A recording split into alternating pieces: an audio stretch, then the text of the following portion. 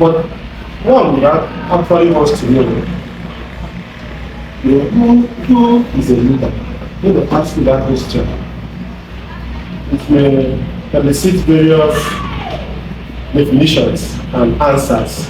Who is a leader? The point here is, are you a leader because of the elected leadership position? Or can you be a leader without even having a recognized leadership position? Does anybody have an answer to this? Everybody is a leader. Everybody is natural. Everybody is a leader, natural. Yes.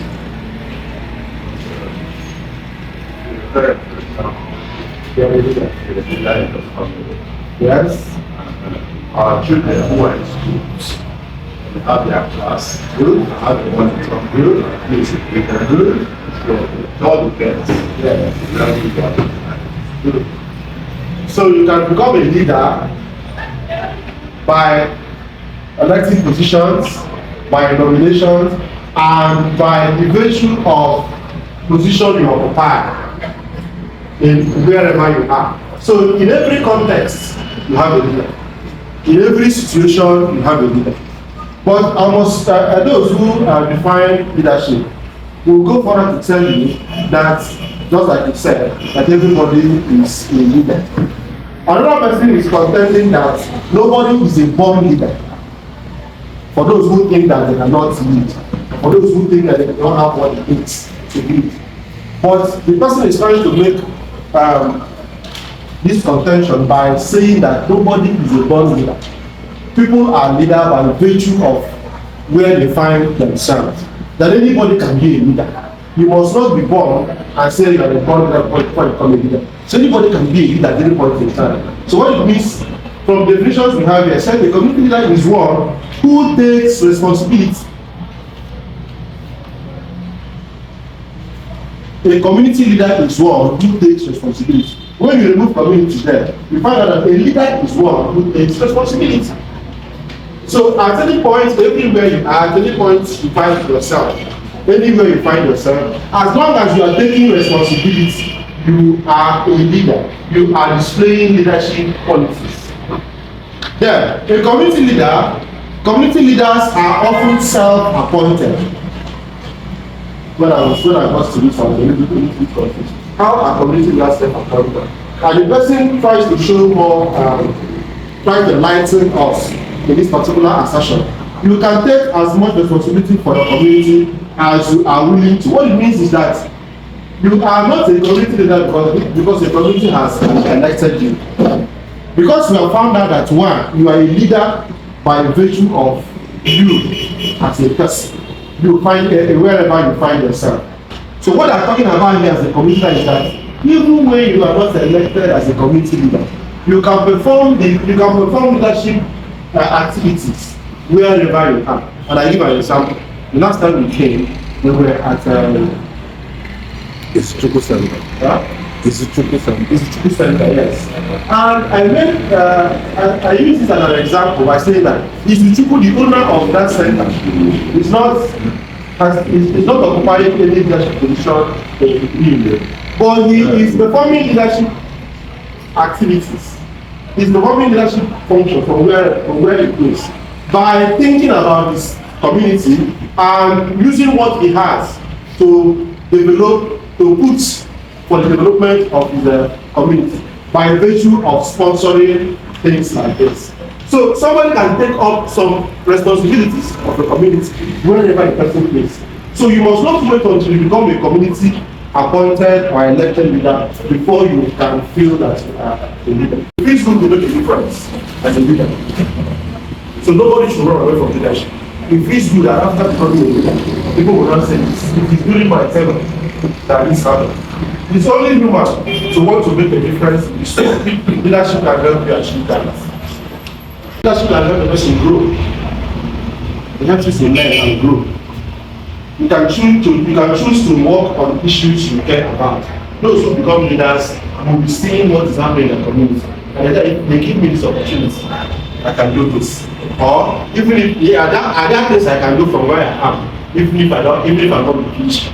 There are certain things one cannot do when you are not doing, when you don't have the mandate of the way.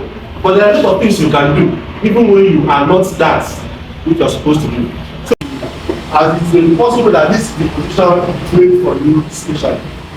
Those who are away from leadership position will actually be the first class, will actually deliver what committee needs. So anytime you are called upon or you feel like becoming a leader, avail yourself. Blessings come from it. Even if it's not from God, there are a lot of things you are going to do. You are even going to, if you do well, you are going to enjoy yourself. You are going to know yourself better. Go ahead and dare to take hold of your dreams. It might be your dream to be a leader. So what is holding you back? The moment you have the ability to make significant changes in the lives of people with whom you live, work, socialize, and play, before you leave, you have said it here, it's no. You must not become a common leader before you leave. People learn how to lead. Even those people who seem to have it naturally, they have to learn the skills of leadership. You will, as a leader, when you perform your duties and you learn on the job, you become better leader. People mostly learn from experience, but it will be very tough as so many seek help and assistance along the way. Prof. Chidi Odwenyi, the second vice. Sorry I came late, but I was able to grasp a lot of things you said. And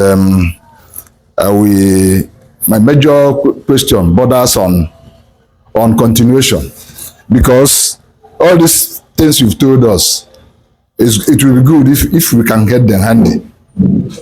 Yes, if you can get them handy, so that, because leadership is transformational. You can transform somebody by what you have. I could get that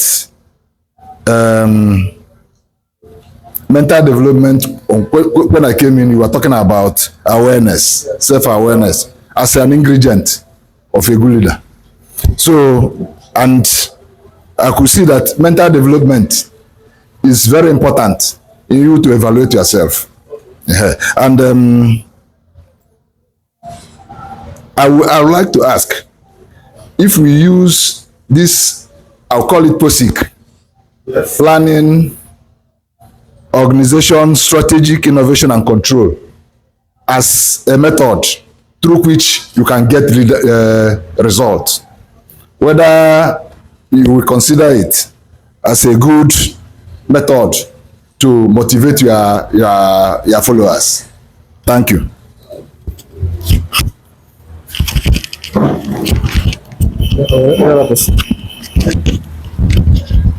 What a question, and then probably your comments, because you could make the comments and also ask questions. We'll just look at it as briefly as we can. But there is nothing leaders can achieve without planning. You know, it's not everything that one can say or talk about in a single session like this. Without planning, where are you going to? First of all, as you are coming in as a leader, if you are vying for any political position or for any position at all in your community, why otherwise? Why? It's only in this part of the world that you want to occupy. You know, I just want to occupy this position. But the truth is that if you are coming into if you are trying to take up a leadership position, there is something you want to bring to bear on that leadership position. And so, on your own, go to plan. Number secretary. Secretary that will always contain in your manifesto is a plan. And then, when if you are lucky to get the position, then you come in and you find out that you are now a team with others. You bring what you have. Look at my plans as secretary. Look at my plan as the main PG. Look at my plan as a PRO. Then you sit down and talk about it. As plan, strategic plan, team planning. Your plan will now be part of their team planning, and you go ahead to execute it. When I vie for the secretary of my old school boys, I told them I want to become the secretary. And part of the things I want to be is I want to take them to Facebook. I want to take them to Snapchat. I want to take them to, and then make ourselves visible. That's only one point. Because other ones is just to record and all that. There may still be others, but I know that the one I can do and do very well is to take them to these platforms so that everybody, if you go there now and click, you see the profile of about 300 or 500 of us. Effective communication. How am I able communication, right? Communication involve, passing of information, receiving of that information, processing of that information, and using that information to achieve something that is physical. That will effective communication, right? Because it is one thing to communicate, and another thing for that communication to be effective. So here I have that effective communication, all right, that communication lies at the heart of effective leadership. If you don't talk about effective leadership, more good word, communication. It involves speaking and listening, understanding diverse perspectives, just like the former speaker talked about, listening to other perspectives that are different from yours, right? And understanding is not just about listening to them, just like pay attention to this aspect. It's one thing to listen to somebody, and it's another thing to listen to the person in order to understand that person's perspective. Knowing that nobody has the 360-degree point of view. I don't know if you get this. You might think that you're wonderful, you're articulate, that you've had a wealth of experience, and that you should know best. You've even held this position before. You've even done something that's similar to this before now, all right? And therefore nobody can tell you nothing. Once you start thinking that way, then that means you're no longer in that position where you can improve. Because the largest rule in this world is room for what? Improvement. And just like he mentioned separate, he said that the true knowledgeable person is he who knows that he knows nothing. So it's not just the manner of thinking, it's actually the right mindset, the right state of mind you was sitting on within there in order for you to be a better leader than you already are. You might think that you're a good leader already, you're good in this particular area of responsibility that you've been given, right? But if you don't keep your mind open to hear, to understand diverse perspectives, you understand, and what other people are trying to say, you might not be able to improve yourself from that point to the point where those people who you are leading are expecting you to be. Does it make sense? Yes. All right. So that's about effective communication. And then so in order to talk about that, if you find out effective communication involves active listening, which is this one we talked about. Trying to understand, listening to understand. Don't forget about the emotion that's coming with the communication, the message, right? Listen to what the person is saying. Do you get? Even for the fact that you listen to that person and you're able to recapitulate what the person said, might even help to douse whatever emotional, emotional bias the person might have against you. And you're telling me now. Let me give you an instance. Let's say now your position now, the PRO now, don't worry, I'm not come. But the fact I'm waiting, I'm going to before then, you go that story. I'm not going there, you can have here. But the person I go now, the person is emotionally. I don't know if you're getting the picture I'm trying to paint here, right? Ogo need just to get, go the story, feel on their fault. But at that point, you're the leader at that point. And something expected of you, you have to listen actively. You go there and you do not interrupt the person, allow the person to express him or herself, completely. Perfect. No picture this one, no picture there. You try as now you know what Papa need. No, can't if you no can't if you. For the fact that you're able to listen and recapitulate all these things, you've solved that problem before. I don't know if you've had this kind of experience before. Yes, sir. Because one of the reasons we actually we move beyond as we are not able to communicate very well. We're not able to achieve effective communication at a particular point in time, and we fall into a position of conflict. You understand? Is that there was no active listening. Why happen if there is a conflict? I just say can't get resolved. Meanwhile, maybe one or two things say maybe one or two hurtful words, or maybe one or two things. Is it making sense? So to communicate effectively, you have to listen actively, and then there has to be clarity and conciseness with what your goals are, your expectations are. So as a leader, you have to be clear about your goal, try to achieve. And one of the ways to achieve clarity in your goals is to put it in writing. If you there in simple words, this is actually what we're going to achieve within this particular space of time. And all what. So you have to be clear about your goals, you have to be clear about your expectations, and you have to make sure that your plans are aligned. You understand? Both on paper and in the minds of needing to make it up. leadership team. People are all on the same page at every point in time. Some of them want to interview, they have own team. That shows that you are actually an effective leader, both as an individual and as a team. Right? Then, adaptability. You understand? Besides being clear, besides ensuring clarity and conciseness in your communication, besides being an active listener, you have to be able to what? Adapt. You start tailoring your communication style because there are different communication styles. You know how to tailor your different communication styles according to the personalities that you're communicating with. You understand? You understand?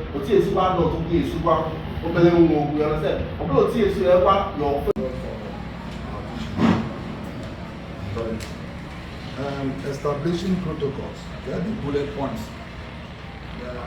I didn't understand very well. Okay, establishing in conflict management, right? Yeah. When we're talking about that, establishing protocols in conflict management, we say that you have to establish clear and fair procedures of managing the conflict. You understand? There has to be clear and fair procedures for managing, resolving the conflict. So if you say that no, the warring parties get with it, or you only count the Konya get with it, that may be this particular party can get the other party. So the two teams, the two parties will be treated fairly and squarely. Alright? You hold the persons that you've given that responsibility to handle account, from the treasurer to the financial secretary to the DG. You hold them accountable for whatever financial activity you have and indulge. Hold the person accountable first as a team. You understand? So that it doesn't mess up your name, you understand, or your image outside. Then finally, long-term planning. You have to plan for long term. While you're trying to achieve the short term goals, alright, that you have for Nimo, develop strategies for long term financial sustainability. You understand? Which would include saving, investing, you understand? You know that as NTDU, besides investments, own needs, you can actually go out and actually invest in some other things, some other business. You know that, right? You can invest in some other business. So let's allow your imagination to run wild and free. And think of other sustainable investments that you can introduce new. I'll bring in one for them with so many unexplored ones. Look at what other communities that you feel are doing very well, are doing. You can copy some of the good, financial investments that they did.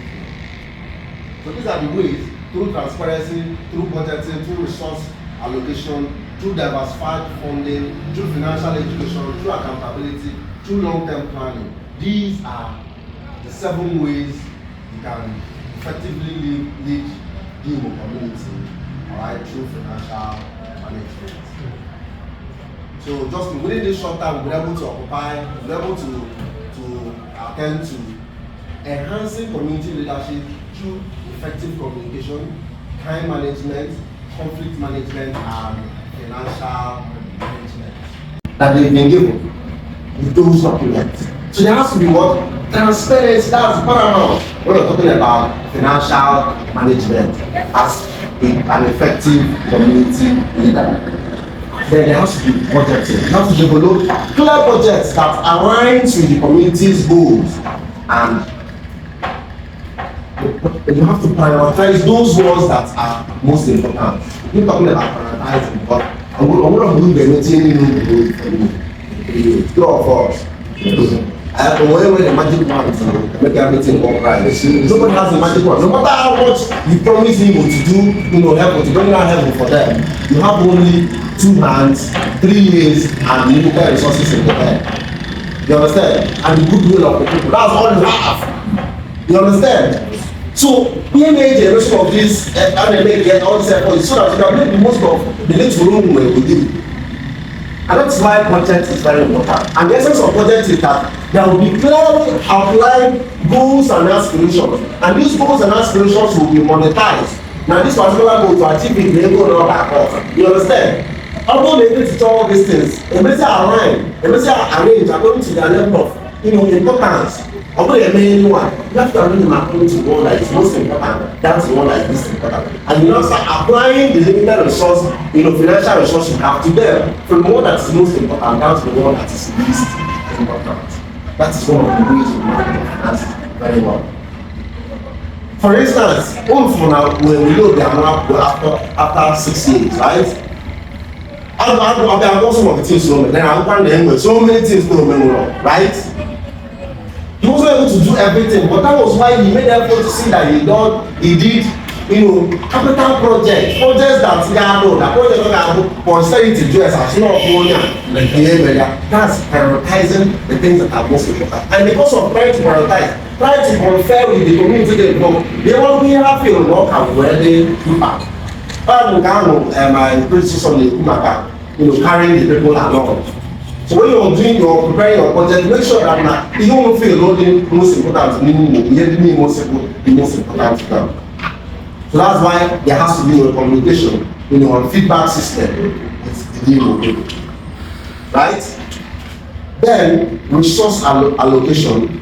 After you've developed your budget, we'll just talk about, and you have to prioritize the resources to address the most pressing needs of the community while also planning for long-term sustainability. Then, diversified funding. Explore various funding sources. Anyway, funding sources, your predecessors who were alone, right? And whether they go like from the market, like from wherever else, they go, maybe they will, for certain persons, place Nimo on, what do you call it? The grant system, no way on anywhere. You might have such a person that does that. But outside of these ones that are already established, one of the ways you also become a good financial manager is your ability to explore other financial sources. Look for other ways you can make money. You understand? There may be other ways you can make money from you. So explore some of these ways. Find out the one that is also the one that is possible with the resources you know, and you can apply it. Already, I don't need the community owns this building, right? So probably you can get revenue from people who occupy the building, right? Am I correct? Yeah. And so you might also look into the people rented here now. Are they optimally using the facility? Are there other people that could be given this particular place that can do better? These are some of the things that you could so look into when you are looking at diversified funding.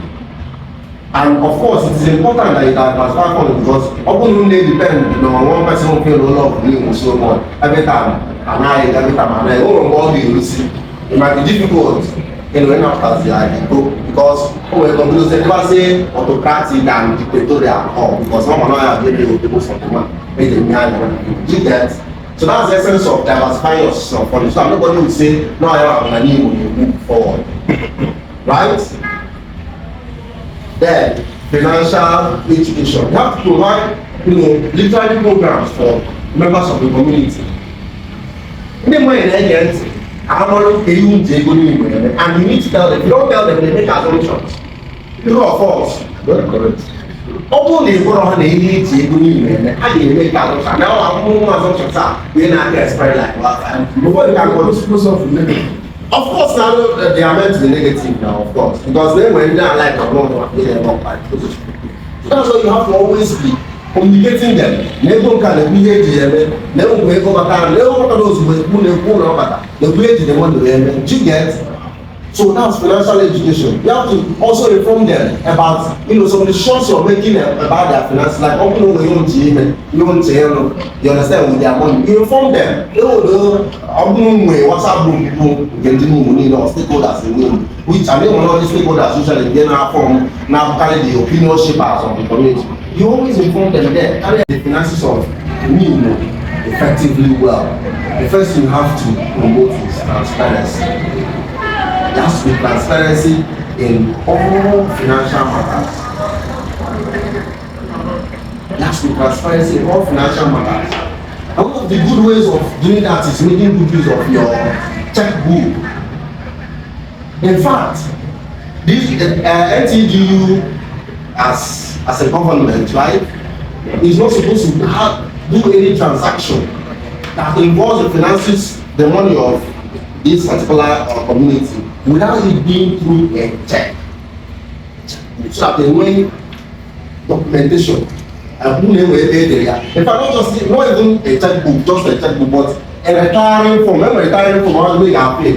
They got now, no way they use their own voucher. Yeah, I mean, we're retiring form. Only what I'm going to go like training some of these international organizations or NGOs sponsored by organizations. I will not train anyway, one form. I can nearly at the end of the program. I got that form, I forget it there. Then, anyway, you can go now. Totally demanding everything you have up here. They will say no 50,000 naira and then how they then gather you sign beside it. Alright? You have to adapt to different communication styles. You have to adapt to different situations. Right? And then you have to be clear and concise. So now let's talk about time management. Which is another thing besides effective communication, which is another thing we say that we need to put into consideration if we want to be effective leaders. How we manage time. How do you manage time? You know that everything can be manipulated. It's only time that you can't do anything about. You just have to, yeah, time is very fixed. You understand? Before you know it's not that, right? And if you ask yourself, all the things you put in place that you're supposed to do, achieve today, how many of them were you able to achieve? That's what's going to determine whether today was a successful day or not for you, right? So talking about time management, one of the ways that you can manage time very well effectively that is by ensuring that you prioritize the activities that you have planned out for the day. You prioritize them. What do I mean? You place them according to that scale of importance. You understand? According to a level of importance on a scale of preference. So when you like 5 things to achieve in a day, and then every time there's that time might choke you, what do? 8 in the morning or the previous evening, depending on how you work. You write them, take away the go out over there, boots or day, from there, the next one. You understand? Down to the one you feel is least important. That's how you do as leaders. Now, for these 3 years, the people are supposed to stay as the leaders of NTDU, right? Have you lined out all the things that you wish to achieve for Nimo according to their level of importance? And are you taking these tasks that you're giving to yourself from the most important ones to the least important ones? That's the question you need to ask yourself. Because that's what's going to determine whether you're able to manage the time you've been able to lead Nimo well or not. Because everybody knows that time is one scarce resource that you cannot get enough of. You understand? And because of that, there's every tendency that you might not be able to achieve all the things that you've set to achieve for yourself within the limited time that you have. And that's the essence of putting prioritizing. That's what you have prioritizing. So you as a team or as individuals have to start prioritizing. One week I will come back within this week. I won't follow the things I have to say in 3 years. Then I get know in 1 year. Within this 1 year, then they can buy you. Don't start. Yeah, I know. Big I don't work with you're not actually okay. You go that's the only homework for something like that. Not working across. It's okay. No, you may get. I'm going to do it. But I'm on it. People school up and I don't know the year come back. At that point in time, that's what you're supposed to prioritize. If you don't do that, you'll not be a wise leader at that point in time. So we'll reflect on on some of these things. So how else do you manage your time well? By setting boundaries. You have to learn to set boundaries. You understand? Distraction. They know when they're allowed to get distracted. That's one of the ways you manage your time very well. For instance, the only way like meeting by 12 o'clock somewhere, by 6 a.m. Now that's for the meeting. Maybe they will hold up news. When you get about will be so in the end that the hold up because go meet there. Let's say now I'm 11:40 and you don't have 10 minutes to get to another. Somebody is super remote now. Or I'll tell you, but now you run that. Meanwhile, meet nowhere by 12 o'clock. Maybe you know a contact of 12 billion naira. Or I know the person you run back at that man I over here now. Right? They will be responsible for providing guidance, support, advocacy for the community. He will work closely with other community leaders, community stakeholders, and organizations to promote youth development and community development, and also if other needs arises. So what it means is that the PG is the head of this team, and he must be ready to have guidance. It is very important. And where do you think the PG can get the guidance? Is from new members of his team. Because if the PG fails, it means the whole team has failed. And if the PG